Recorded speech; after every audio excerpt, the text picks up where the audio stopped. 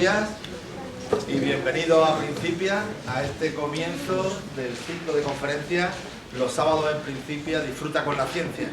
Así que agradecerle a todos ustedes su presencia, solicitarles la continuidad con las siguientes charlas, que tendremos una cada mes y que espero que el ciclo de este año sea atractivo, y simplemente dejarles con el profesor Vico y con el compañero que va a presentarlo y que disfruten con la ciencia de este sábado. Muchas gracias. Bien, bienvenidos todos. Acordaros de quitar los móviles del sonido por lo menos. Y presentaros a Francisco Vico, que es catedrático de Inteligencia Artificial en la Universidad de Málaga. Pues ha trabajado, se formó en Málaga, después de la estancia en universidades extranjeras, que son preceptivas para cualquier investigador, ha vuelto y trabaja ahora en simulación de vida, que se llama vida artificial, simulación de sistemas biológicos, modelado de sistemas biológicos y en creatividad computacional, ordenadores creativos. Y desde hace unos años es conocido por ser el padre de Yam, el padre del artista, ¿no? Un ordenador que compone música. Y bueno, pues hoy nos va a hablar de todas estas cosas que son pues, bastante interesantes. Ya te dejo con el público. Muchas gracias, José. Bien. Quiero empezar agradeciendo al museo por toda la actividad que hace de divulgación de la ciencia, que tanta falta nos está haciendo, y por organizar estos eventos que además nos permiten estar en contacto con la sociedad malagueña, que a fin de cuentas es quien se tiene que beneficiar más directamente de todo nuestro trabajo. Así que lo que voy a hablar hoy es efectivamente de creatividad computacional. Vamos a hablar de cómo los ordenadores pueden llegar a hacer algo que hasta hace poco se suponía que no era posible, y es crear. Es un tema muy delicado, yo no estoy muy seguro de por qué me meto en estos berenjenales, pero voy a tratar de ir por el lateral, voy a tratar de dar una serie de argumentos para que los que estáis aquí os convenzáis de que efectivamente es así, que los ordenadores pueden llegar a hacer tareas cognitivas similares, cercanas a lo que hace el ser humano. Así que el título de la conferencia, tal y como lo hemos propuesto, y no estoy muy seguro de por qué estamos aquí, pero bueno, aquí, sería: ¿puede un ordenador ser creativo? Sabemos desde hace tiempo por la inteligencia artificial que los ordenadores pueden hacer cosas que realmente nos sorprenden, pueden emular ciertas facetas de la inteligencia. De esa manera es una disciplina, es un área de conocimiento dentro de las universidades, y además ha dado lugar a algoritmos, a procesos que seguramente van a tener mucho que decir en la evolución de los sistemas, tal y como los estamos entendiendo actualmente. Cuando cogemos un iPhone o cualquier ordenador personal y vemos que es capaz de interpretar nuestro idioma, que es capaz de entender lo que nosotros decimos, entender entre comillas, es capaz de hacer una búsqueda, por ejemplo, sin necesidad de escribir, entonces sabemos que hay procesos parecidos a los cognitivos, ¿eh? Hay procesos inteligentes subyacentes, y eso quiere decir que algo está pasando dentro de los circuitos de los ordenadores que los acercan cada vez más a lo que hacen los circuitos de neuronas.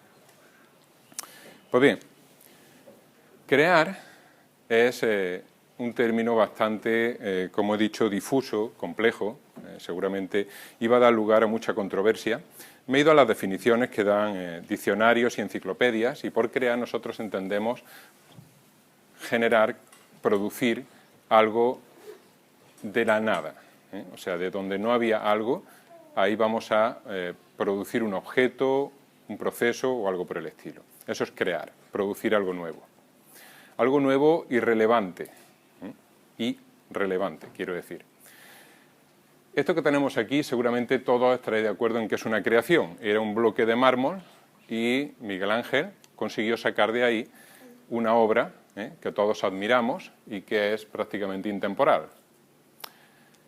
Por lo mismo podríamos decir que estas piezas decorativas, funcionales, donde podemos poner una vela o donde podemos poner flores, son también objetos de diseño y por lo tanto creaciones.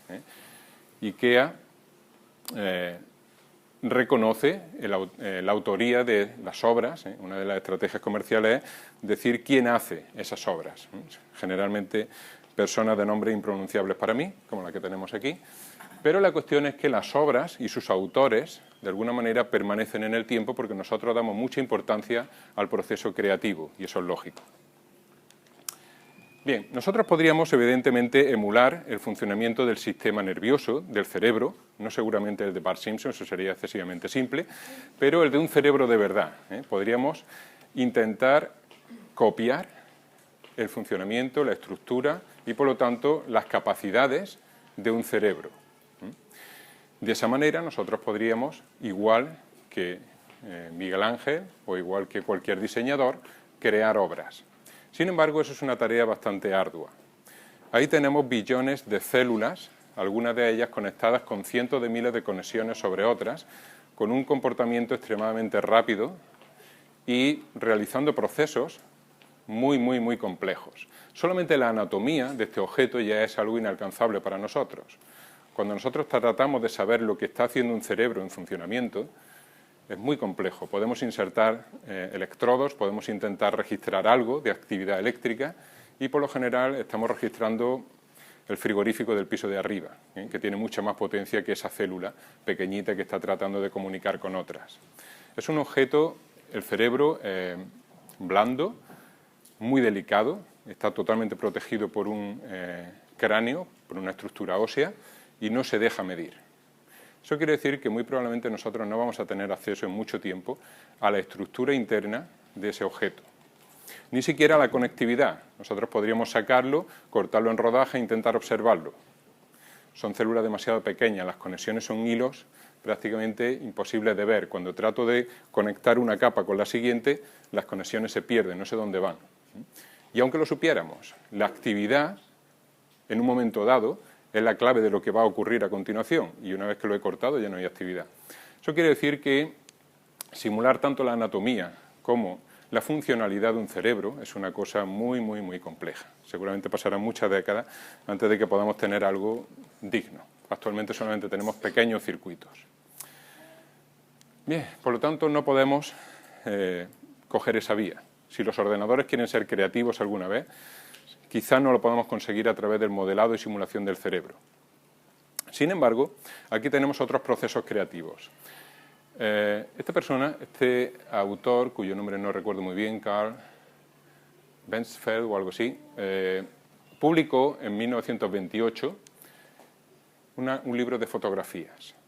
Esta es una de ellas, esta es otra,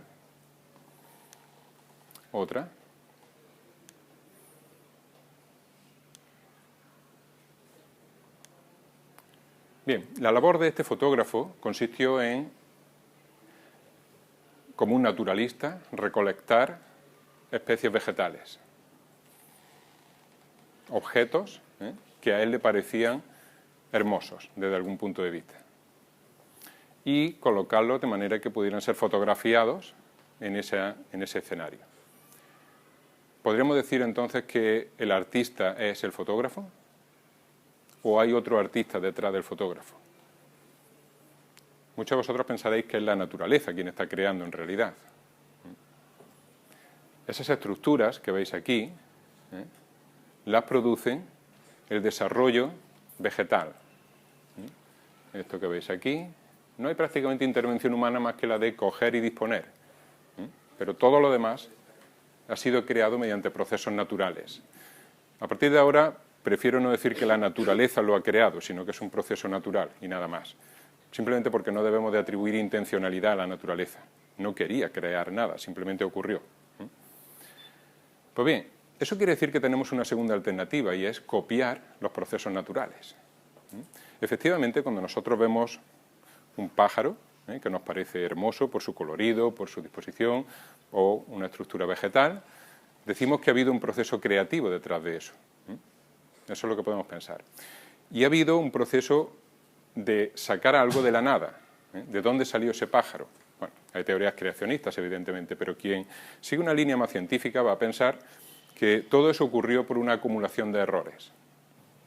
Hay una serie de moléculas que son el ADN, el ARN, moléculas biológicas, fundamentalmente, que son capaces de evolucionar en el sentido darwiniano.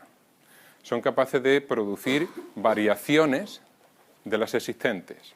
Y esas variaciones aportan nueva morfología o nueva funcionalidad a esos seres vivos. Si esas novedades morfológicas o funcionales tienen éxito, entonces se preservan. Y si no, se extingue. Eso da lugar a un proceso equiparable al proceso creativo, al proceso de diseño. Por lo tanto, la naturaleza podemos decir que efectivamente tiene esa capacidad de crear. Eso que veis ahí es para mí un gran ordenador. Un ordenador de una capacidad que no tiene comparación con los ordenadores actuales, ni siquiera los supercomputadores más potentes. Es un lugar donde están ocurriendo procesos continuamente, procesos de optimización. Nosotros vemos una rana cazar una mosca y cuando la estudiamos nos damos cuenta de que hay una lengua especialmente diseñada que es capaz de dispararse cuando un objeto redondo, negro, a una cierta velocidad pasa por delante. Y eso es un proceso de optimización. Ese anfibio está perfectamente adecuado para vivir en un entorno donde ocurren esas cosas y alimentarse de ese tipo de objetos. Pues bien, en ese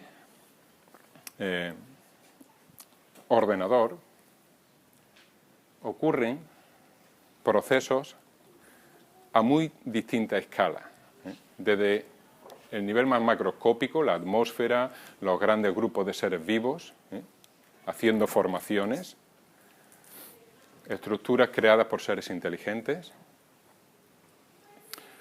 grandes masas vegetales, donde hay una enorme variedad de especies, estructuras creadas por seres que no consideramos inteligentes, al menos no individualmente, insectos,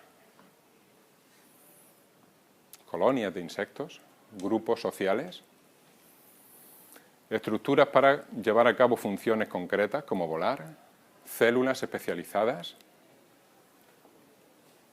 microestructuras. Todo eso está ocurriendo continuamente, sobre todo por obra y gracia de las moléculas de ADN, que son capaces de codificar esas estructuras, esas formas, y hacerlas evolucionar.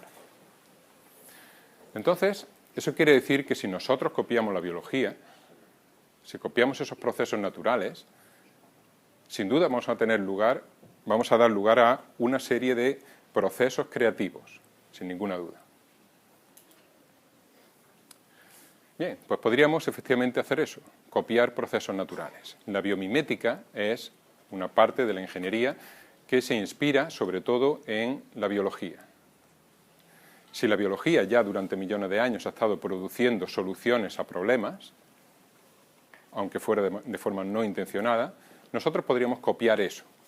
Efectivamente, el velcro es una de las producciones biomiméticas más conocidas. Ha llegado a la exploración espacial, incluso ha llegado al espacio.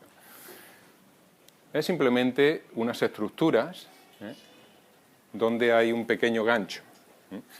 Quien diseñó el velcro se inspiró en los cardos, en las semillas de los cardos, porque se daba cuenta, un investigador suizo, de que a su perro le resultaba muy difícil quitarle los cardos y no entendía por qué. Entonces estudió microscópicamente y se dio cuenta de que tenían la punta doblada. Era una pequeña mutación que, en vez de ser puntiaguda para defender, se hizo doblada y automáticamente cambió de función. Ahora las semillas podían transportarse a grandes distancias agarradas al pelo de los animales. Pues bien, eso se copia de esta manera tan sencilla y produce el velcro. Diseños, por ejemplo, de vehículos, también inspirados en diseños biológicos, como por ejemplo el pez cofre. Este coche, producido por Mercedes, reduce significativamente el consumo gracias sobre todo al diseño aerodinámico que tiene. No solamente un diseño aerodinámico, además tiene que estar adaptado al entorno en el que se desarrolla. Estos peces viven en arrecifes de coral, están continuamente expuestos a choques con zonas duras que podrían dañar el organismo. Sin embargo, por su estructura, soportan muy bien eso. Un coche tiene que hacer básicamente lo mismo, es un entorno parecido. StickBot. Este es un robot producido en Stanford que emula el comportamiento de algunos animales, concretamente la salamanquesa, y las patas que tiene la salamanquesa, que mediante procesos eléctricos es capaz de adherirse a las superficies planas. Ahí veis dos StickBots andando sobre un cristal. Parece que andan sobre la pared del fondo, pero en realidad están andando sobre un cristal. Son pequeños robots que podrían llevar cámaras incorporadas y que podrían utilizarse para espionaje, para entrar en sitios difícilmente accesibles de otra manera.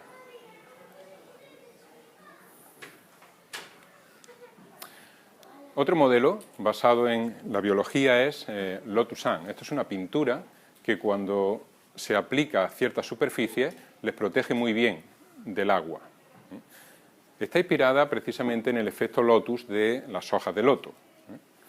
Y concretamente lo que ocurre es esto que vemos aquí. Las hojas de loto, como muchas otras hojas, tienen una microestructura que le permite hacer que el agua circule, sin llegar a esparcirse, sin convertirse en microgotas que harían que se humedeciera la superficie. De esa manera, las hojas se mantienen limpias, le quita el polvo y además no se humedece, lo que le conviene. Entonces, observando esos diseños, nosotros podemos hacer efectivamente gran cantidad de avances tecnológicos, ingenieriles, simplemente copiando esos procesos biológicos. Neurocomputación es efectivamente otro campo interesante para la biomimética, en el sentido de que nosotros podemos copiar, si no el cerebro completo, sí ciertos comportamientos externos o bien circuitos, pequeños circuitos. Podemos hacer, por ejemplo, procesadores de imagen basados en la estructura de la retina o de la corteza visual primaria, porque sabemos más o menos cómo están conectados a ese nivel. Una vez que entramos en secundaria, terciaria, corteza asociativa, ahí se pierde por completo la pista. Pero al menos esas capas sí las conocemos bien y podemos hacer efectivamente circuitos neuronales parecidos a eso, donde quizás no tengamos millones de neuronas, pero quizás tampoco sean necesarias. Podemos diseñar agentes autónomos, parecidos a los que realizan ciertas tareas que a nosotros nos parecen interesantes. Lo que vais a ver a continuación es un robot que anda de una manera un poco extraña.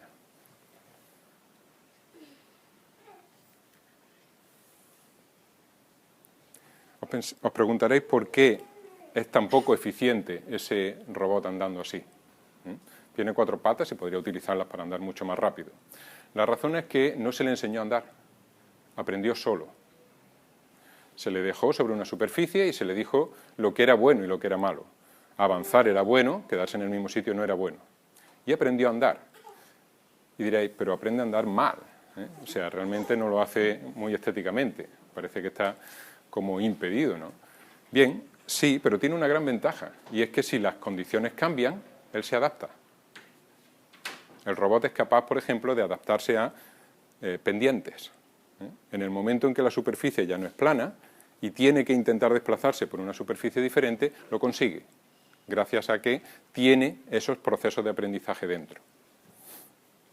Esto que veis aquí, los dos son diseños hechos en Cornell, en la Universidad de Cornell, por Hod Lipson. Esto que veis aquí es un robot autorreplicante. Fue el primer ordenador descrito en el cual se podía una estructura duplicar. Vimos que empezaba con 4 bloques y si se le van colocando bloques a los lados, es capaz de construir una copia de sí mismo. De nuevo, algo que evoluciona. En ese laboratorio hacen cosas que ponen retos a los robots para que sean ellos mismos los que sean capaces de hacer las cosas. Entonces, lo que estamos diseñando no es solamente un proceso de locomoción, lo que estamos diseñando es un proceso de aprendizaje de locomoción o de autorreplicación. Colonia de hormigas o inteligencia de enjambre, otra cosa extremadamente interesante. Aquí no estamos copiando el cerebro de un insecto, realmente son pequeños comparado con los cerebros de los mamíferos y tienen poca capacidad de aprendizaje. Las conexiones no son químicas, sino eléctricas y no tienen la capacidad de adaptarse. Cuando nosotros aprendemos algo, normalmente cambiamos la forma en que las neuronas se conectan entre sí, o la intensidad con la que se conectan. Sin embargo, en el caso de los insectos no es necesario, ¿eh? Toda la información fluye de forma eléctrica y, por lo tanto, eso los hace más rápidos, reaccionan más rápido, pero, sin embargo, no tienen la capacidad de adaptarse, de aprender. Pues bien, aquí tenemos un ejemplo de cómo se puede resolver uno de los problemas interesantes en computación, el problema del viajante. Es un problema combinatorial donde, cuando aumenta el número de ciudades y la conectividad entre ellas, determinar cuál es la mejor ruta para que un viajante pase por un número de ciudades se convierte en algo complicado. Sin embargo, lo que nosotros podemos hacer es distribuir pequeños agentes, como hormigas, digamos, que van pasando por las ciudades, y cada vez que completan el circuito vuelven dejando un rastro de feromonas, que es seguido por otras. De esa forma, lo que vemos es que después de un tiempo hay una serie de caminos más frecuentados que otros, y finalmente se puede obtener un subóptimo. Solo porque pequeños cerebros, pequeños comportamientos se unen para resolver un problema conjuntamente. Aquí tenéis otra forma de resolver un problema conjuntamente. ¿Cómo hacer un puente? Si nosotros analizamos la anatomía de una hormiga, vemos que no es capaz de saltar de aquí a aquí. No están preparadas las patas de las hormigas para saltar. Sin embargo, se afanan en hacerlo. Se estiran y otras pasan por encima de ellas y acaban conectando una con otra, de manera que hacen un puente de hormigas. Y el resto del hormiguero puede pasar a través de él. Eso es lo que se llama comportamiento emergente. Uno se dice, ¿podrá la hormiga saltar de un lado a otro? Decimos, no. Sin embargo, si está dentro de un hormiguero, sí. Pues bien, esas son las cosas que nos interesa copiar. Aquí ves otro ejemplo, diseño de dibujos presentes en formas animales, como podría ser una cebra o como podría ser una concha. Resultan de procesos matemáticos tremendamente sencillos. Son autómatas celulares unidimensionales, donde cada línea que veis aquí produce una línea siguiente, de acuerdo con unas reglas muy sencillas respecto a los puntos anteriores, si están blancos o negros. Y de esa manera observamos patrones similares a los que hay en esa concha. Por lo tanto, aunque el diseño final parece complejo, el proceso subyacente es sencillo.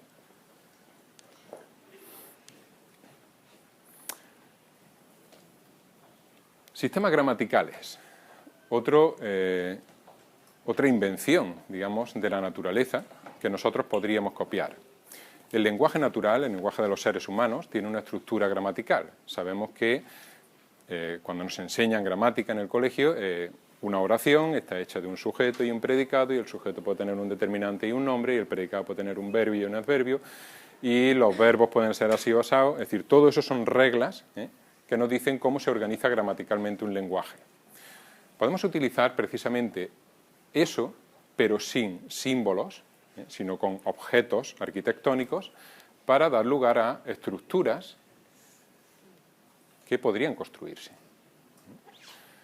La capacidad que tiene una gramática para representar esas estructuras es increíble. El hecho de que yo pueda cambiar esa gramática y, por lo tanto, afectar al diseño final, pues me da una herramienta tremenda para producir nuevas formas. Eso que veis ahí sería como un proceso de generación, en este caso de formas, similar al que nosotros utilizamos para generar texto o discurso. Actualmente yo estoy hablando y para ello estoy utilizando una codificación neuronal de la gramática que está en mi cerebro. Por eso puedo construir las frases. Hay quien piensa que no, pero a mí me parece que sí. Gramática en el desarrollo de plantas. Esto que veis aquí no son fotografías de estructuras vegetales reales, sino simuladas. Y fijaros el grado de realismo que tiene. Lo más curioso de todo esto es que son poquísimas reglas. Muy pocas reglas que tienen una interpretación geométrica, que se dibujan y dan lugar a esas formas vegetales. Una vez que uno ha visto el significado de los fractales, ya no puede ver la naturaleza de otra manera. Uno ve un árbol y ve un trocito del árbol. Y se da cuenta de que ese trocito del árbol, si lo mira de lejos, parece un árbol. Eso es como decir que el árbol está hecho de pequeños árboles a distinta escala. Esta rama grande sería como un árbol y dentro tiene ramas más chicas y otras más chicas y otras más chicas, que son todas parecidas a lo mismo. Luego el patrón general es 1. Entonces, el genoma de ese árbol no necesita muchas reglas para codificar a toda la estructura, curiosamente. Pues efectivamente, Darwin. Llegamos a la parte de la biomimética, donde nos fijamos en un proceso muy, muy interesante, y es la evolución biológica. La evolución en el sentido darwiniano. La evolución, efectivamente, es un proceso de optimización. El cómo llegamos a ciertas formas vivas, o cómo se llega, no es que lleguemos nosotros, es muy interesante, puesto que involucra, como hemos dicho, unas moléculas capaces de generar organismos completos. Y esas moléculas tienen la posibilidad de mutar y, por lo tanto, evolucionar, reproducirse, recombinarse y muchos otros procesos que ocurren a nivel molecular y que nos dan la diversidad de formas vivas que nosotros observamos. Darwin fue no el descubridor de la evolución, sino seguramente la persona que primero encontró suficientes evidencias como para que empezáramos a tomarla en serio. Y en computación, efectivamente, nosotros podemos copiar esos procesos que ahora entendemos bastante mejor incluso que Darwin. No solamente la evolución, sino la estructura molecular, que en su tiempo no se conocía y ahora sí conocemos. Esto que he puesto aquí no es porque os vaya a explicar exactamente cómo nosotros modelamos las redes genéticas, es decir, esas complejas asociaciones de moléculas que se dan dentro de las células para dar lugar a el funcionamiento celular y el funcionamiento del organismo, sino solamente para que digáis, wow, esta gente hace cosas realmente complejas. Efectivamente es así. No voy a incidir en los modelos para nada, simplemente vamos a poner vídeos bastante más divertidos que eso. Aquí veis ejemplos concretos de estructuras moleculares, son motores moleculares. Para hacer evolución biológica lo que nosotros necesitamos es un entorno y un objetivo, un planeta y unas condiciones en las cuales se vive mejor que otras. Básicamente eso. Nosotros lo llamamos el entorno y la función de bondad o fitness. Aquí lo que hemos dicho es, hay un filamento y mediante una codificación genética van a salir estructuras que son capaces de adherirse al filamento y quizás desplazarse a través de él. Las que se desplazan, las que consiguen avanzar, dejan más descendencia que las que no. Solo con eso, con ese entorno que está hecho solamente por un filamento, es prácticamente unidimensional, y un objetivo, que es sobreviven o dejan más descendencia aquellos que son capaces de desplazarse. Solo con eso conseguimos ese efecto.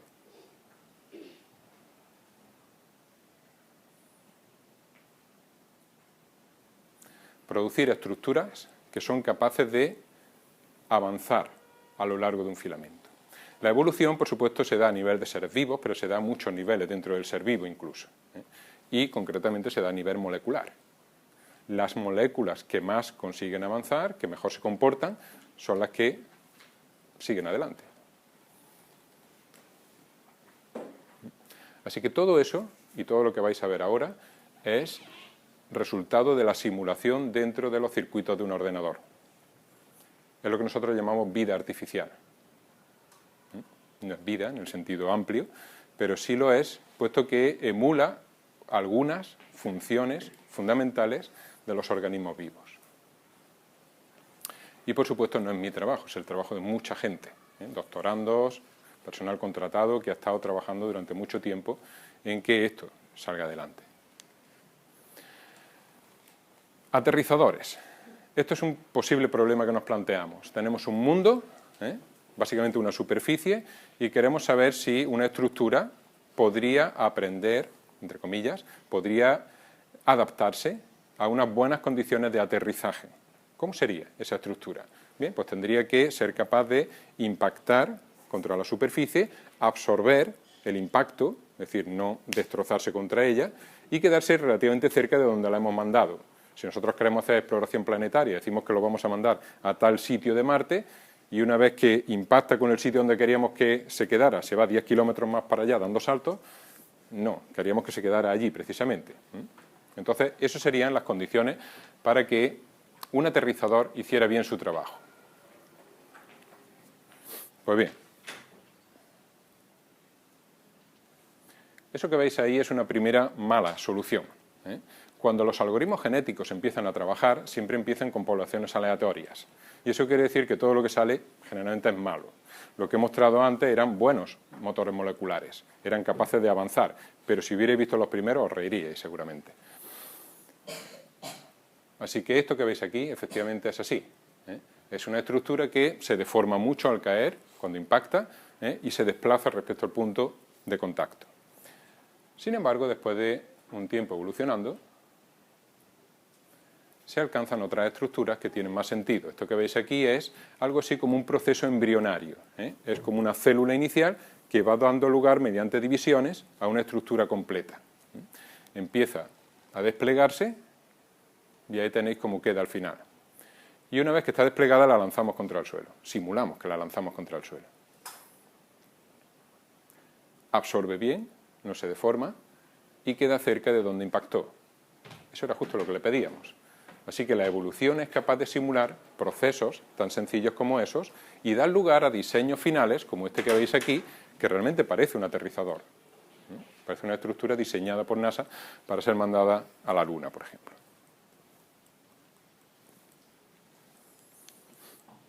Otro problema, seguidores de caminos. Nuestro entorno ahora es un entorno plano, pero donde hay zonas que consideramos caminos y zonas que no son caminos. Las carreteras, ¿eh? Los coches tienen que ir por las carreteras, si se salen, mal asunto. Muy bien, supongamos, por ejemplo, que en este mundo, súper simplificado, las estructuras que están dentro de los caminos tienen más posibilidades de sobrevivir. Ahí hay alimento, mientras que fuera no. Entonces, si se mantienen dentro del camino, tienen más posibilidad de alimentarse. Si están fuera, pues... Este experimento fue muy interesante para nosotros, puesto que nos enseñó cómo los algoritmos genéticos no solamente eran capaces de resolver un problema, sino además aportar diversidad, que es fundamental en la creatividad. Esto que veis aquí son 4 diseños diferentes. Cada vez que nosotros pedíamos al algoritmo genético que buscara una solución, encontraba algo diferente. A veces encontraba cosas similares a las encontradas antes, ¿eh? Pero nosotros nos quedamos con 4 diseños finales, estos que veis aquí. Este de aquí no parece muy biológico, ni siquiera es simétrico. Y lo que tiene, están todos hechos de aristas que, según su color, tienen una funcionalidad distinta. Las rojas son motores, las que tienen rayas con azulado son sensores, son capaces de detectar cuándo están dentro o fuera del camino, y las verdes son como esqueletos, son como estructuras que no se mueven. Entonces, el problema, digamos, que se le había planteado al ordenador era cómo dispondrías esas aristas para que las estructuras se queden dentro del camino, se muevan, se desplacen, pero solo dentro del camino, no se salgan del camino. Pues bien, esos 4 diseños dieron lugar a comportamientos como estos que veis aquí. Cuando este se acerca, este sensor detecta que se ha salido, se estira, esa es la forma de comunicarle al organismo que está sensando algo, y eso le devuelve al camino.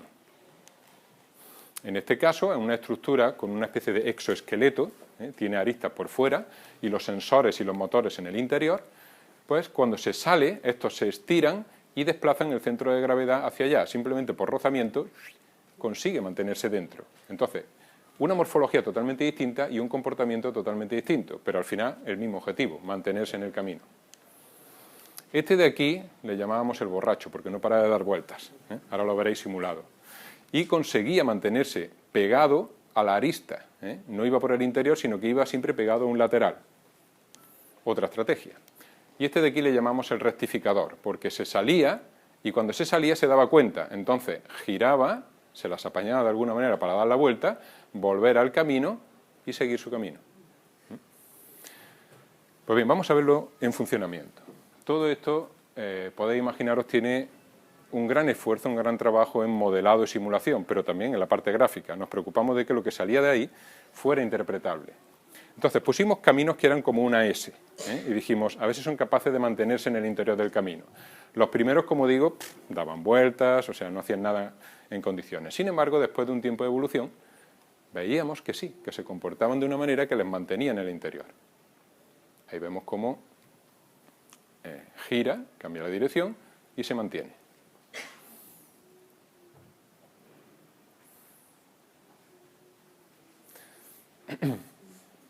Este, que le llamamos el derrapador, cada vez que se sale un poco, gira como si fuera una moto y vuelve.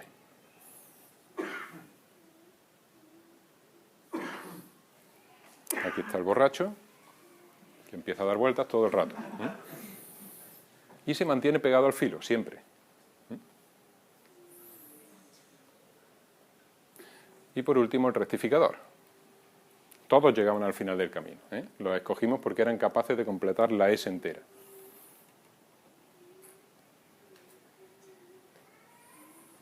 Y aquí tenéis el último, que, como habéis visto, se ha salido. Y en el momento en que se sale, el sensor elonga, rompe el equilibrio inestable en el que se encuentra y, por su estructura, consigue volver. Y sigue adelante. Bueno, yo hubiera retado a un grupo de ingenieros a que con solo 7 segmentos me hicieran algo así. Habría apostado una gran cantidad de dinero a que no lo encontraba.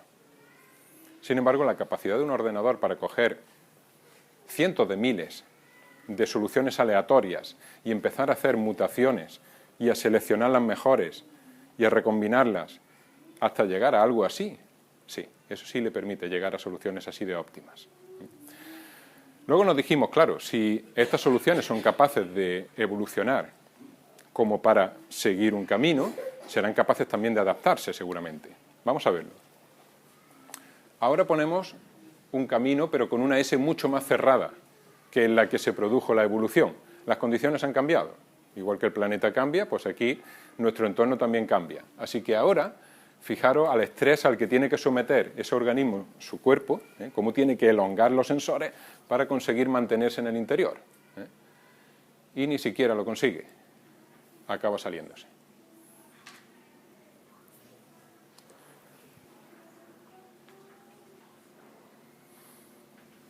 Este es el derrapador, muy bonito en su diseño, fracasa. Nada más ponerle una curvatura mayor, se sale inmediatamente, se va fuera. El borracho tiene un comportamiento curioso, fijaros.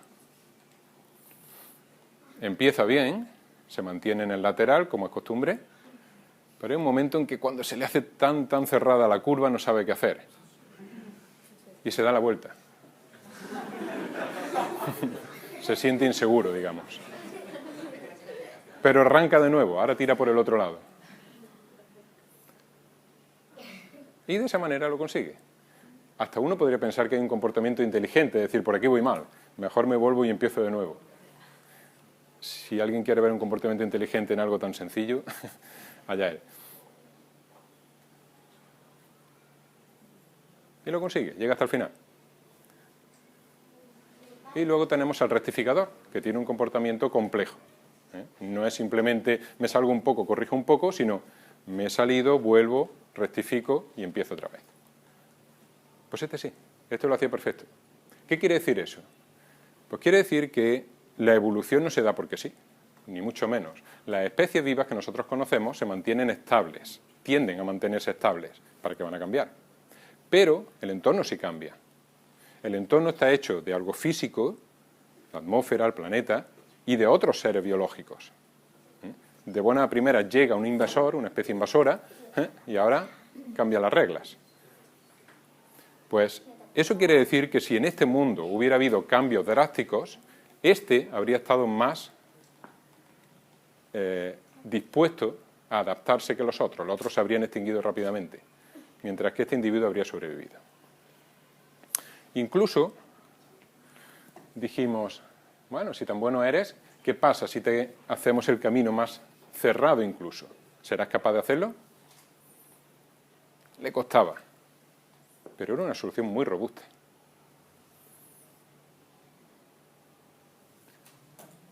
Llega un punto en que ya tanta curvatura y tan poco espacio se tira hacia atrás.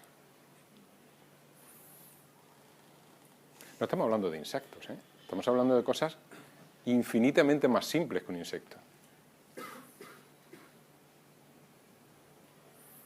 vuelve hasta el principio, se pierde. Sin embargo, la estructura que tiene cuando se sale del camino le permite volver a él.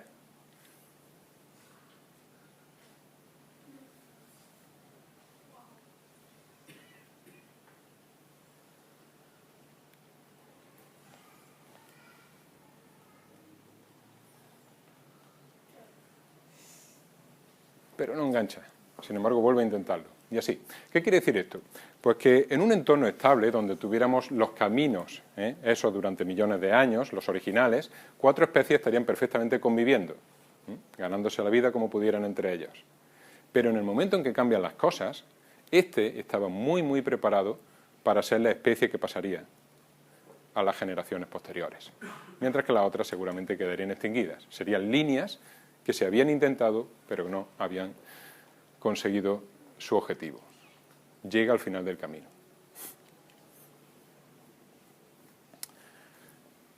Muy bien. Así que tenemos diseño de formas, diseño de comportamientos, diseño de materiales. ¿Qué más le podemos pedir a la computación bioinspirada?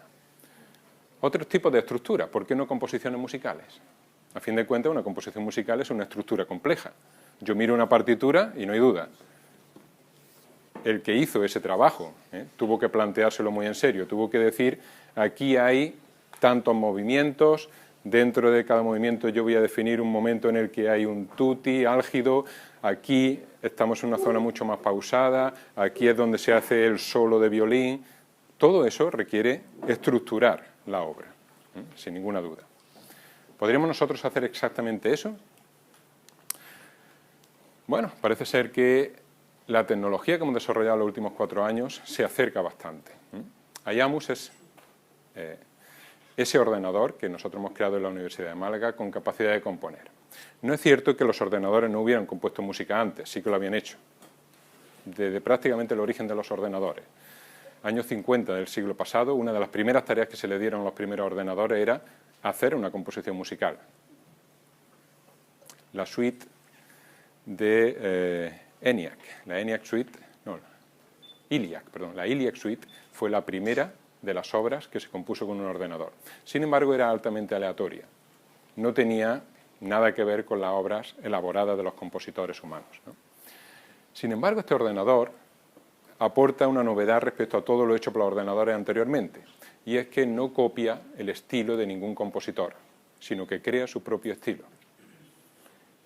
Dicho de otra manera, crea partiendo de nada.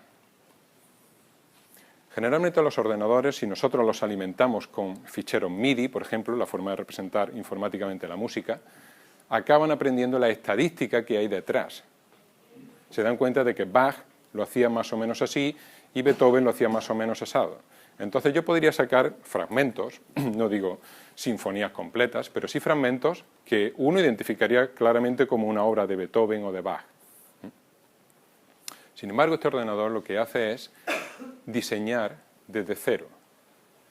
Aprendió ese mundo, igual que tenían los organismos que he presentado anteriormente, en el que las reglas son las reglas de la composición musical, donde le enseñamos todo lo que debe saber sobre armonía, sobre melodía, progresiones, instrumentos, y todo ese conocimiento le lleva a producir cosas que son válidas en ese mundo musical. Con lo cual, si lo conectamos a ese motor generador de diversidad, que es lo que hemos visto anteriormente, ese modelado de la genética, podremos obtener formas musicales de alta complejidad. Eso es exactamente lo que se hizo. Y yo soy uno de los padres, evidentemente, no el padre. Aquí intervinieron muchísimos investigadores, Gustavo Díaz Jerez entre ellos, un músico, que nos dio todas las directrices para enseñar a ese ordenador a componer música. Y luego ingenieros informáticos y mucha otra gente. Bueno, se le ha llamado la máquina Mozart, igual que el Turing Machine, pues a él se le llama la máquina Mozart, por su capacidad de composición. Ha salido publicado en Nature, fue uno de los 100 descubrimientos científicos del año 2012, según la revista Discover, la televisión china, en MIC Technology Review, prensa generalista. Es decir, ha tenido una cobertura mundial y ha sido precisamente por eso, por ser el primero capaz de hacer su propio estilo. La cuestión es que todo eso nos llevó, por supuesto, a el reto inmediato. El reto inmediato era decir, vamos a hacer lo que hacen los músicos, y es crear un disco con obras hechas por IAMUS.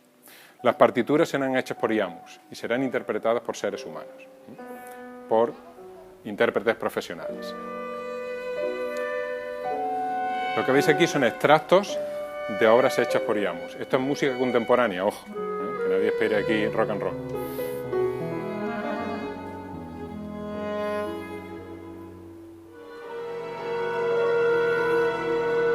Esta es la London Symphony interpretando la obra de orquesta completa.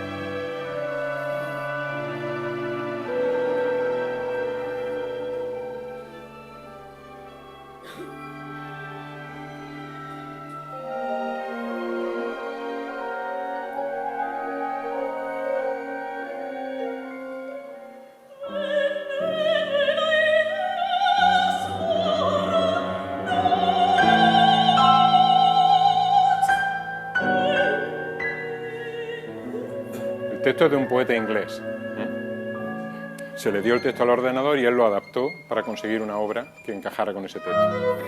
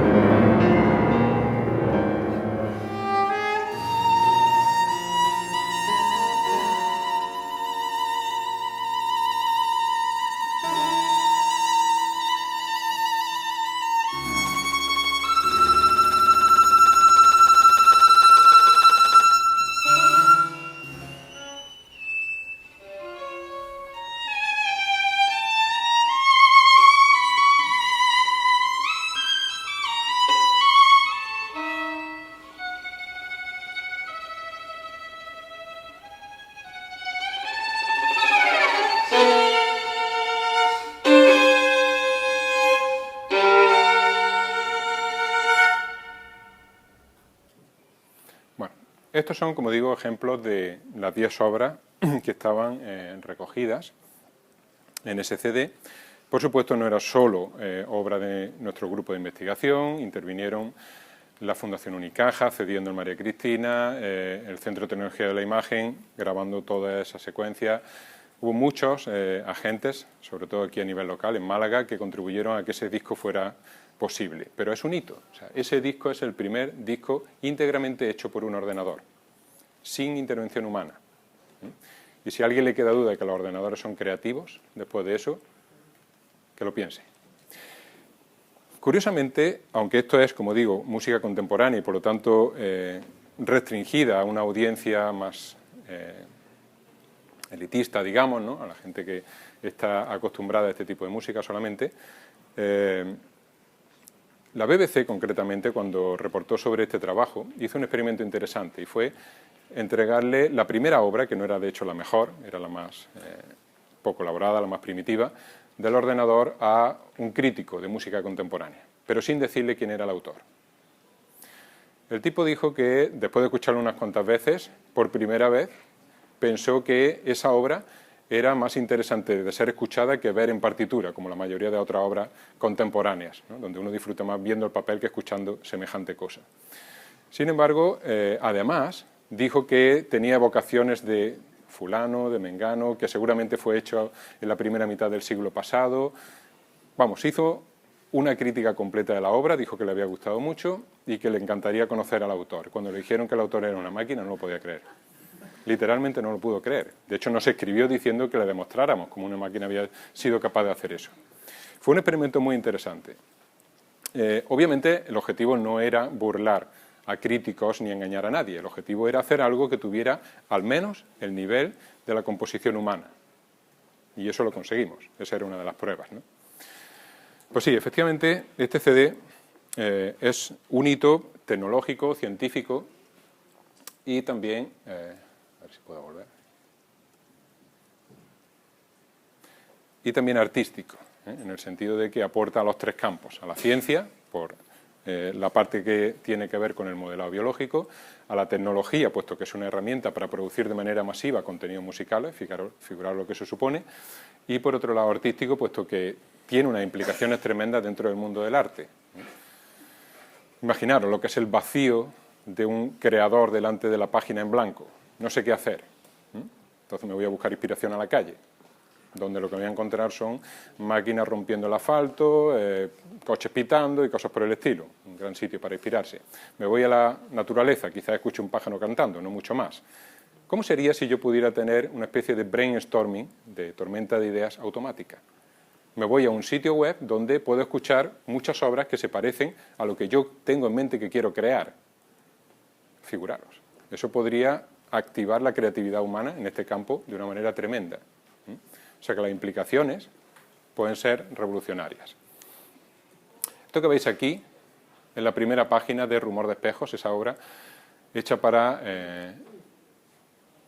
orquesta completa, que interpretó London Symphony, y como veis, es una estructura, exactamente igual que veíamos antes morfologías, donde podemos decir hay simetría, se distribuye así basado, o funcionalmente tienen unas características parecidas a los seres vivos. Aquí lo que vemos es una estructura subyacente que da lugar a una coherencia musical posterior.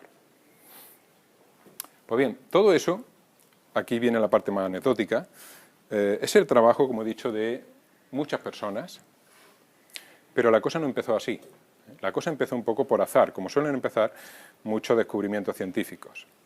Esto que vais a escuchar son los primeros, digamos, divertimentos, cuando cogimos estructuras vegetales, como las que veíais antes, y las mandamos al altavoz convertidas en frecuencias. Música electroacústica.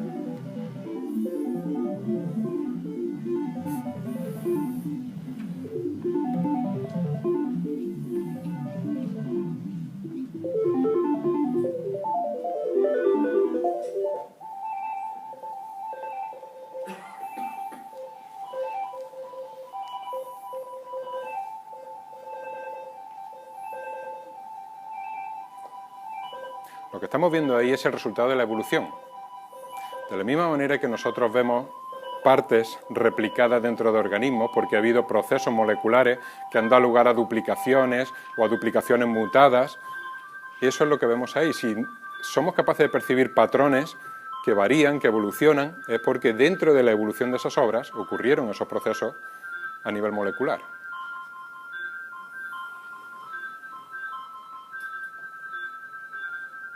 Fueron las primeras cosas, le llamamos el fósil a esta composición, ¿no? Porque no tenemos ni siquiera el material genético, tenemos la osamenta, como quien dice, solamente esa interpretación en audio, nada más, ¿no? Y variaba mucho.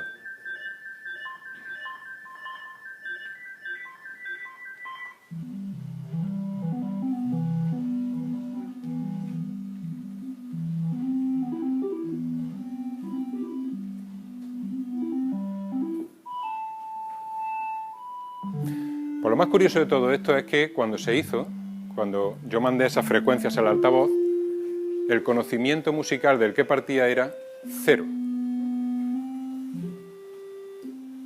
No sabía lo que era una nota, no sabía lo que era una partitura, si se leía de derecha a izquierda o al revés, nada. Solamente que las frecuencias eran audibles y los números se convirtieron en frecuencias, se mandaron al altavoz, salió eso y dije, date, aquí hay algo. Todo esto venía de muchos intentos anteriores, desde los tiempos de la carrera. Yo estaba haciendo intentos de mandar al altavoz cosas que tuvieran sentido. y nunca funcionó. Y esta vez sí. Pues bien, una vez que hice esos experimentos, probé con otros.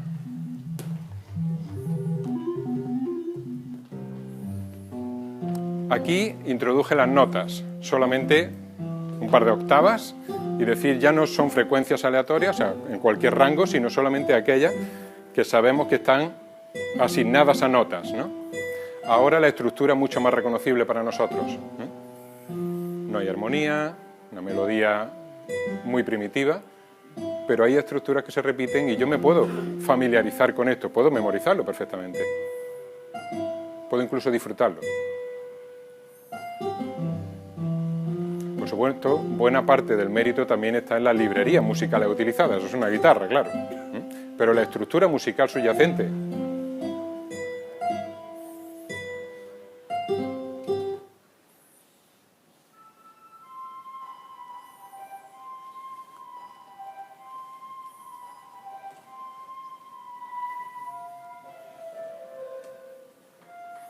Estilo así como New Age, instrumentos sinfónicos.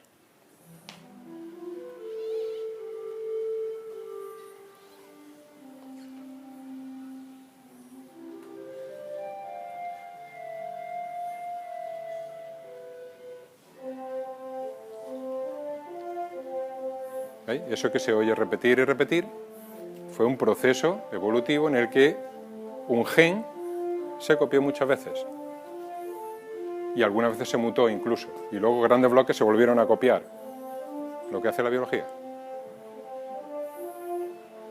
Bueno, pues el experimento consistió, hace 5 años ya de eso, en seleccionar un número de esos temas. Esto producía MIDI, simplemente yo lo sintetizaba con un sintetizador virtual, y subirlo a un sitio de música indie, Jamendo concretamente.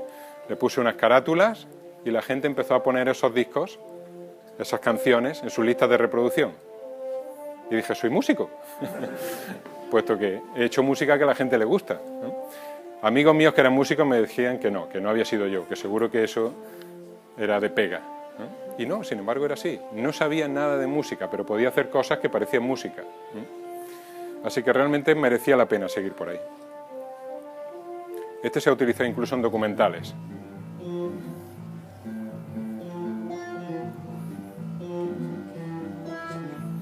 Lo subimos a una de las composiciones de arte de la Universidad de Málaga y alguien comentó que esto le traía el inicio de la actividad diaria en la ciudad, tal. Sin embargo, el ordenador no quiso decir eso, evidentemente. Bueno, pues ha pasado mucho tiempo desde entonces. Esto que escucháis ahora se produjo ayer. La música disco. Y tiene todo lo que tiene que saber el ordenador para hacerlo, claro.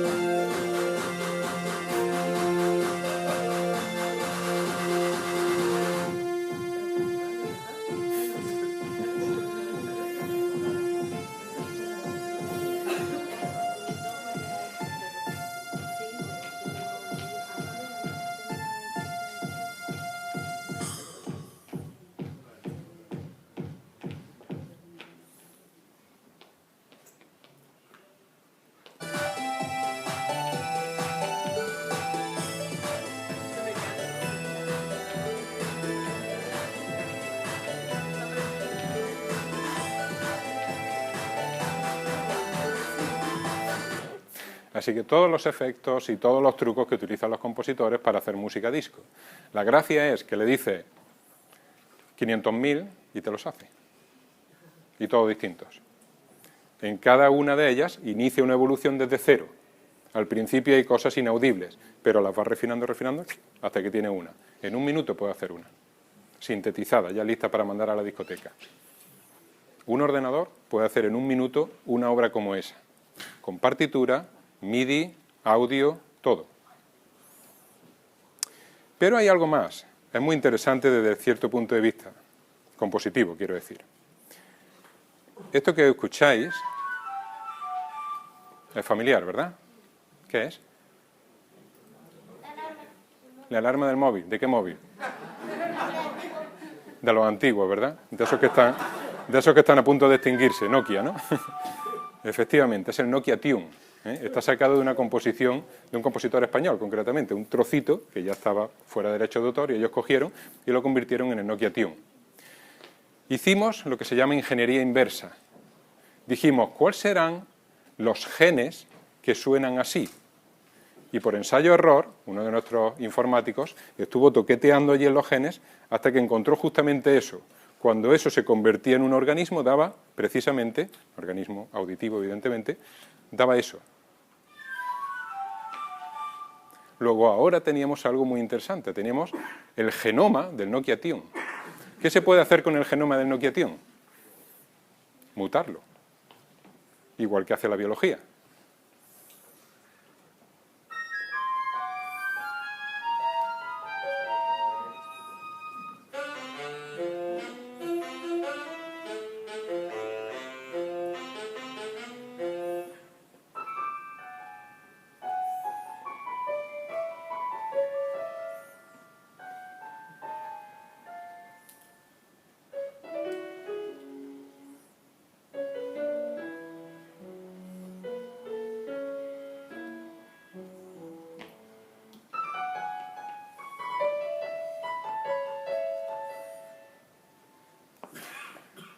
Variantes. Variantes sobre un tema, dirían los músicos, y nosotros diríamos diversidad biológica. Simplemente tocando al azar, salen cosas que recuerdan al Nokia Tune, pero no son el Nokia Tune. Imaginaros la potencia que tiene eso para crear versiones de temas existentes que no son plagio. Pero no solamente en un pequeño temita de unas cuantas notas, escuchad esto.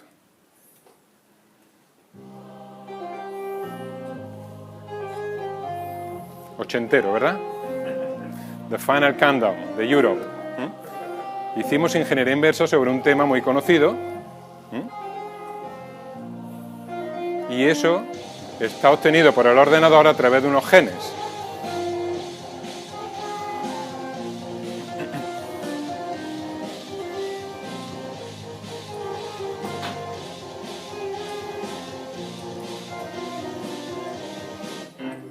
Pues podríamos mutarlo igualmente, cambiar ciertas cosas y obtendríamos una versión.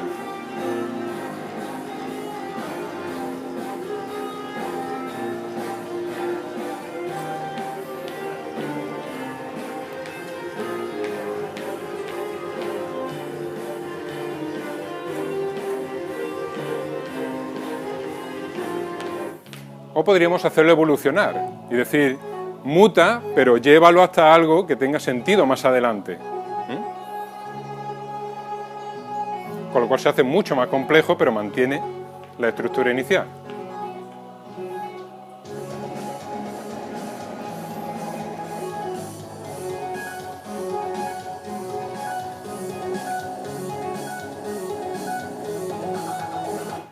Bueno, pues entonces fijaros lo que esto supone. Supone que los músicos que trabajan en nuestro grupo componen música con ingeniería genética. No lo hacen con papel y lápiz ni con ningún programa de composición, sino que tienen unas estructuras allí, las tocan un poco y ven cómo salen. La capacidad que tiene un creativo para hacer música con esas herramientas no tiene nada que ver con lo que conocemos hasta ahora. Si el ordenador se pone a trabajar, es un ordenador de 1600 núcleos, procesadores, si se pone a trabajar en direcciones como la música disco, como la música de películas, como la música de videojuegos, puede producir millones y millones de temas a coste prácticamente cero. Entonces, las implicaciones que tiene esto para el mundo de la música, para la creatividad en general, son enormes.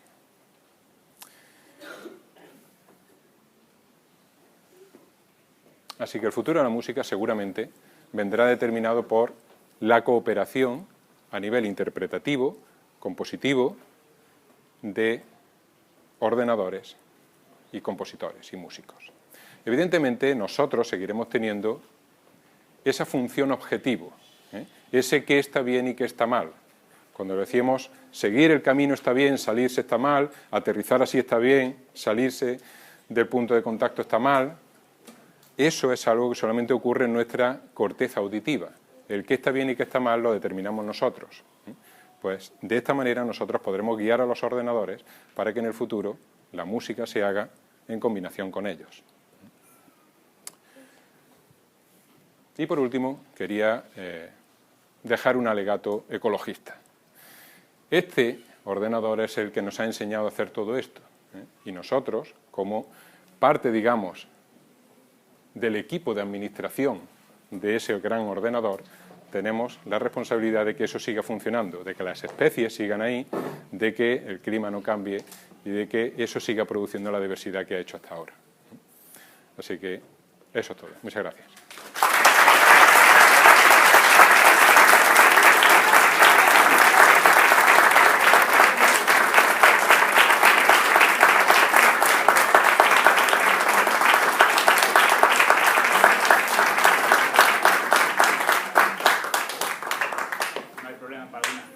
Claro. Si no son comprometedoras, ninguno. Perdón. ¿El nombre? Yamus. Se lo dio Gustavo Díaz Jerez, el músico que colabora con nosotros, y viene de un hijo de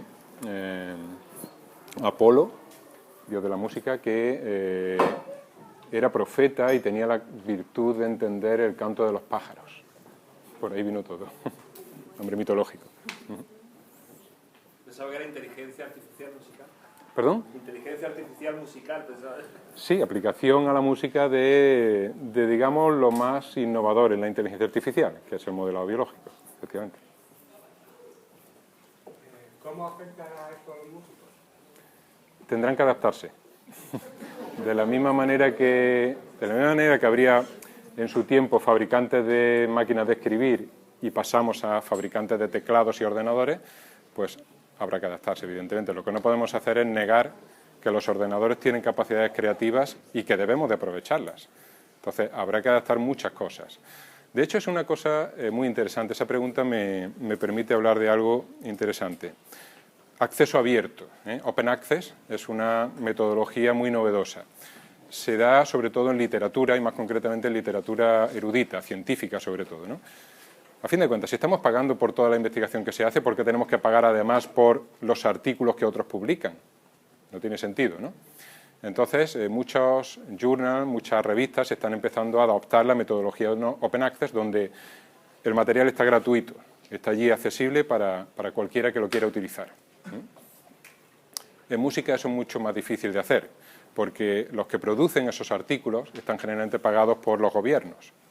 Hay equipos de investigadores que son los que realizan ese trabajo y tienen un sueldo asegurado.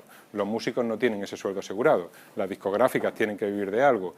Los productores, los mezcladores, todos tienen que depender de los royalties, digamos, de los derechos de autor que produce ese trabajo.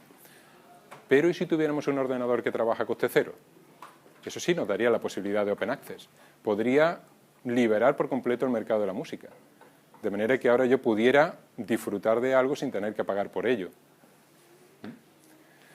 Entonces, es imposible pararlo, eso es evidente. O sea, esto es solamente el primer paso, otros seguro que ya están siguiéndonos los talones y esto va a ocurrir.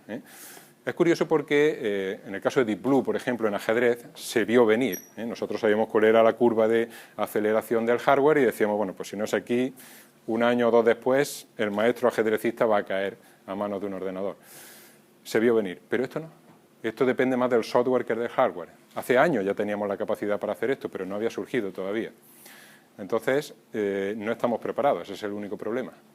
Los músicos, toda la comunidad cultural, incluso los ingenieros no están preparados para esto, las discográficas mucho menos. Así que habrá que adaptarse rápido, sí.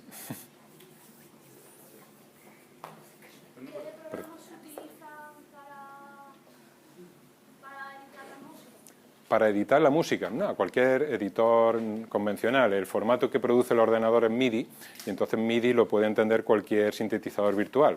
Entonces, una vez que habla en un sintetizador virtual, Mixcraft, por ejemplo, uno que es muy baratito, pues metes ahí el MIDI y ya puedes empezar a manipular las notas o a producir el audio.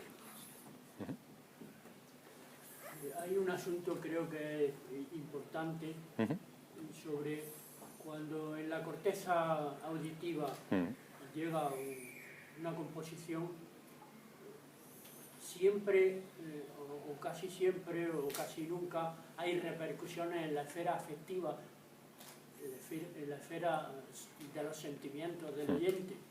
Eso creo yo que es un problema bastante importante. Bueno, hay una teoría respecto a eso, puesta en marcha por precisamente el escritor que empezó la divulgación de Iammus y todo esto en 2012, que se llama Philip Ball. Él argumenta que lo que nosotros llamamos música solo existe en nuestro cerebro, fuera no.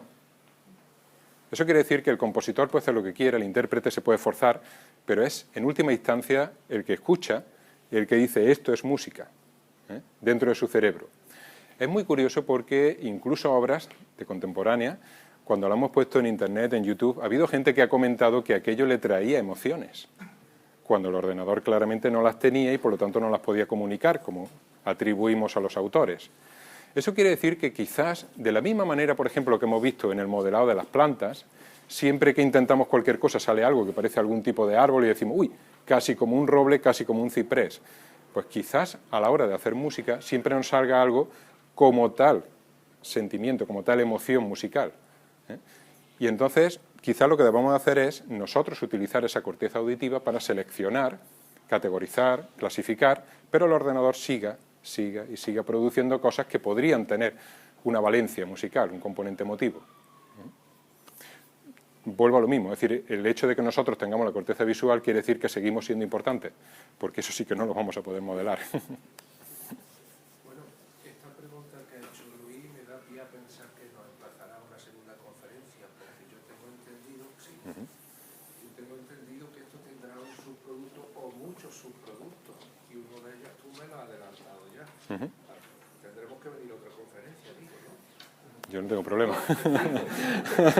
Sí, que va a haber continuidad, está claro, ¿no? ¿Cuál es el subproducto ese inmediato? Yo no intento hacer publicidad en mi libro, pero di cuál es el subproducto ese, por lo menos digo, hasta la conferencia, porque yo me he quedado a media. Sí, bueno, en el siguiente ya el ordenador quedará en un segundo plano, evidentemente, y de lo que hablaremos será de las colaboraciones potenciales entre el producto de ese ordenador y la comunidad musical, es decir, cómo nosotros podremos poner grandes repositorios de música a disposición de los músicos para que ellos editen, compongan cosas mejores que lo que el ordenador ha hecho, pero sobre su base inicial.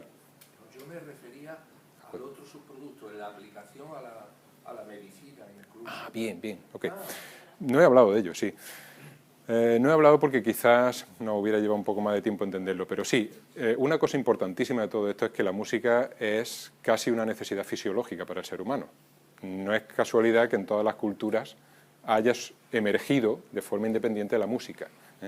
La necesitamos, es decir, que esos ritmos, cuando entran, esas frecuencias concretas que nos hacen sentir más así o más asado, es algo muy importante para nosotros. Vamos en el coche, ponemos la radio y si sale la música que queremos en esa emisora, lo dejamos. ¿Por qué? Porque estamos estresados, estamos metidos en un atasco, queremos que la música nos relaje o nos anime.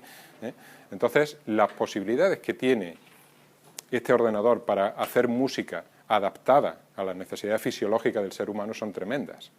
Concretamente, no he traído, pero aplicaciones, como unos ensayos clínicos que estamos poniendo ahora para pacientes con dolor crónico y pacientes con trastornos del sueño, donde esa música se produce, pero en trocitos de varios segundos.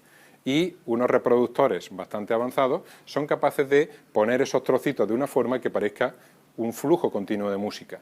De manera que el ordenador consigue de esa manera lo que haría un músico improvisando en una sesión de musicoterapia.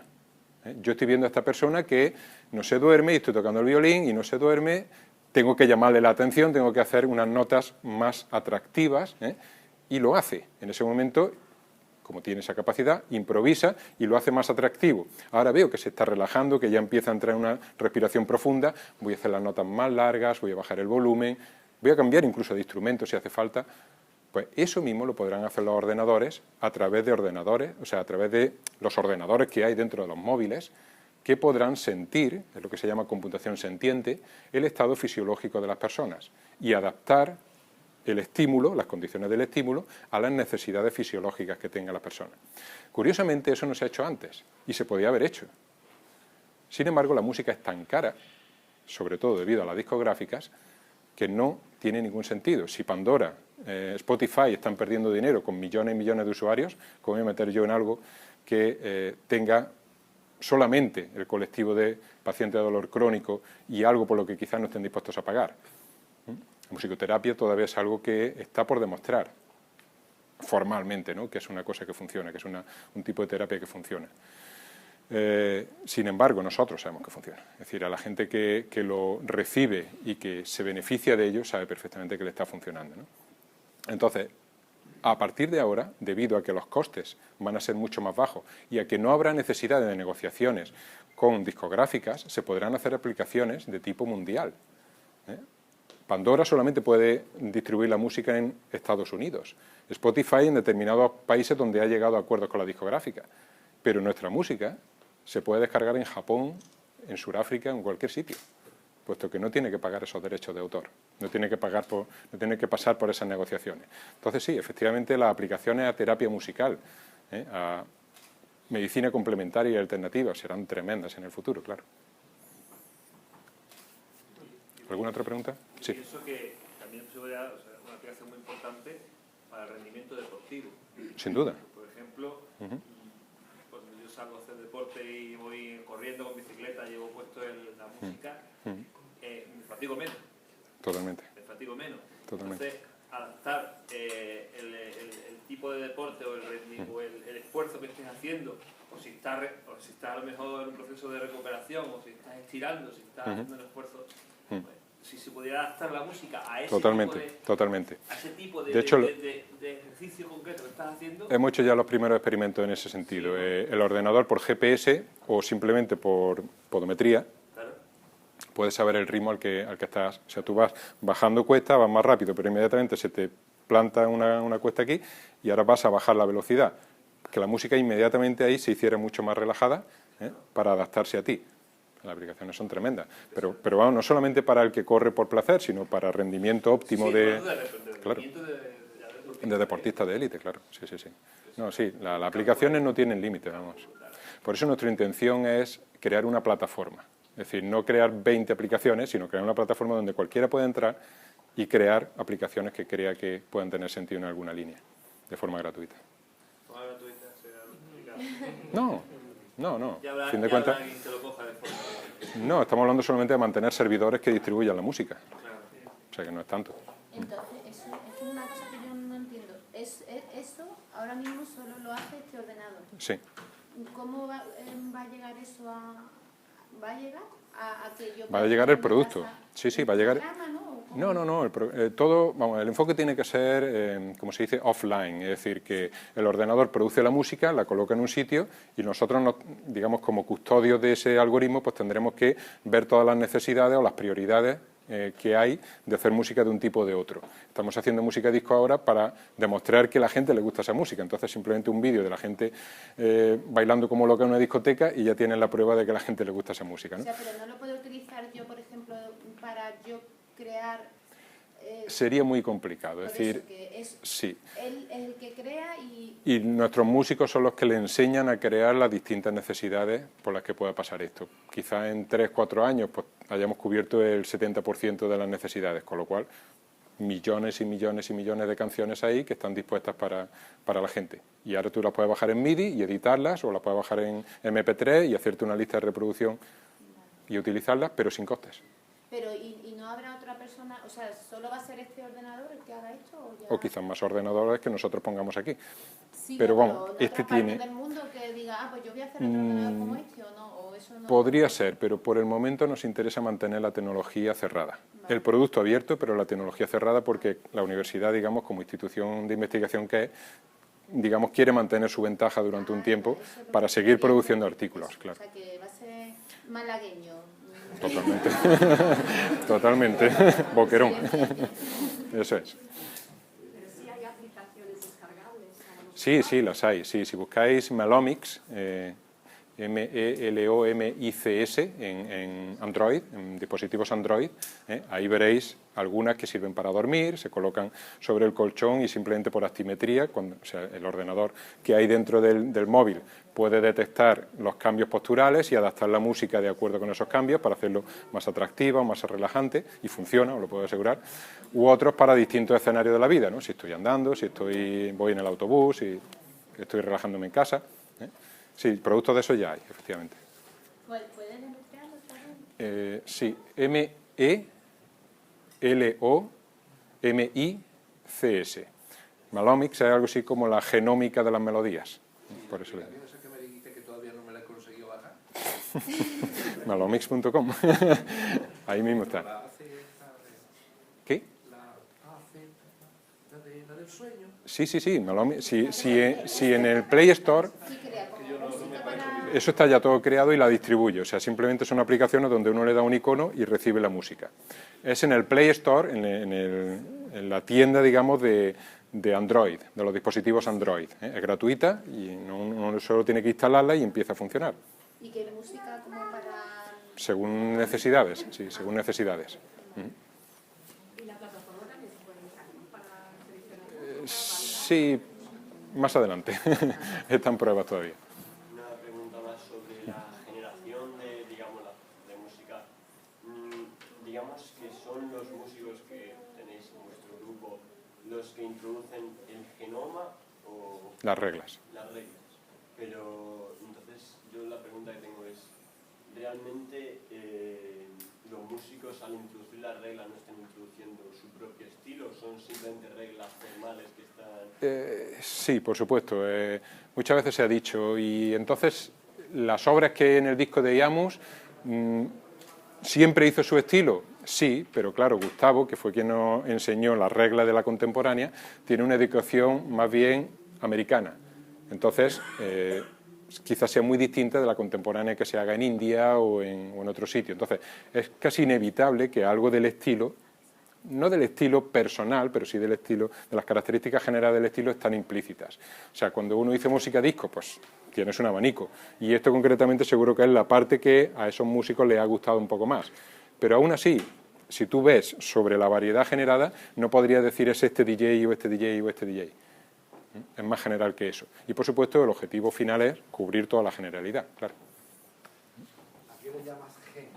¿A qué un conjunto de notas? Tanto como en biología es difícil definir el gen, en música más. Es una cantidad de información dentro del genoma que determina una parte de la composición musical completa. Puede determinar el instrumento, puede determinar la idea musical que se repite en determinados sitios. Pero eso es interesante. El hecho de que la música está estructurada dentro del genoma me permite hacer una cosa muy interesante. Imaginaros, por ejemplo, que tenemos aquí a Beethoven y le decimos, modifica tu quinta sinfonía. Seguramente él no se iría a la partitura y cambiaría 3 notas, sino que diría él, ta ta ta chan, lo voy a cambiar por ta ta ta chan. Y ahora eso contagia a toda la sinfonía. Entonces cambia por todas partes. Así es como opera la biología. Yo cambio algo en este gen y ahora los 2 brazos salen más cortos, o hay mutaciones pero coherentes. No es que un dedo concretamente se vaya a cortar, todos los dedos van a cambiar. Pues eso es exactamente lo que podemos hacer cuando nosotros hacemos ingeniería genética de la música. Cambiamos un poquito aquí y toda la partitura cambia coherentemente. No como en un editor de texto, donde si yo cambio esto, solamente cambio esas palabras. Es la codificación del texto lo que tengo, la codificación de la composición. Luego, algo sí, son los genes. ¿Cómo determináis si una canción es buena?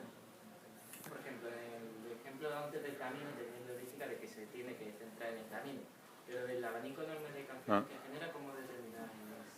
Todas son buenas.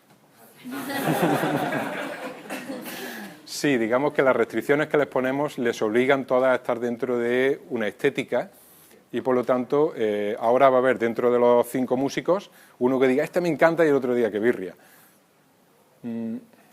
Hay gustos como colores, o sea, nuestra idea es que como todos cumplen con las restricciones, se suben y ahora la gente dirá lo que le gusta o no, simplemente con el I like it ya irán subiendo unos u otros. Seguramente los que más puntos tienen serán las más malas, como siempre.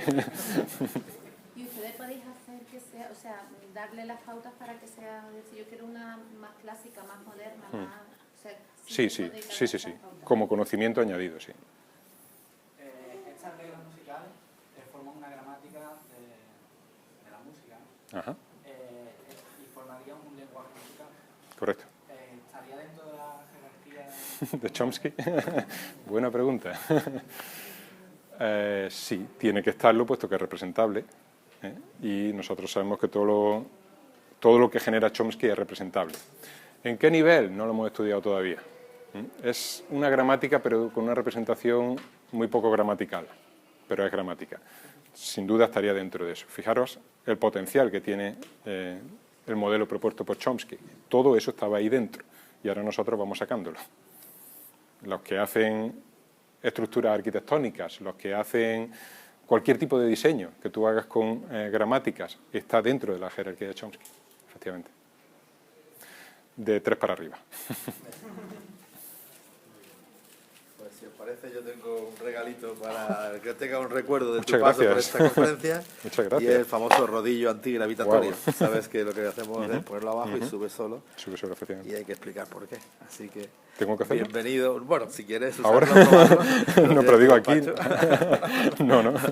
Muchísimas gracias. Un gran Muchísimas detalle. gracias. No, gracias por invitarme, de verdad. Encantado de tu charla. Gracias. Un placer de conocerte.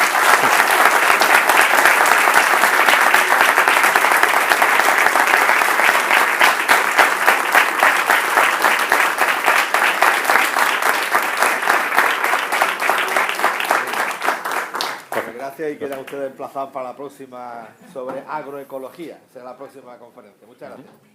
Muy bien, está fenomenal. Maravilloso, lo ha dejado todo. ¿Te ha gustado?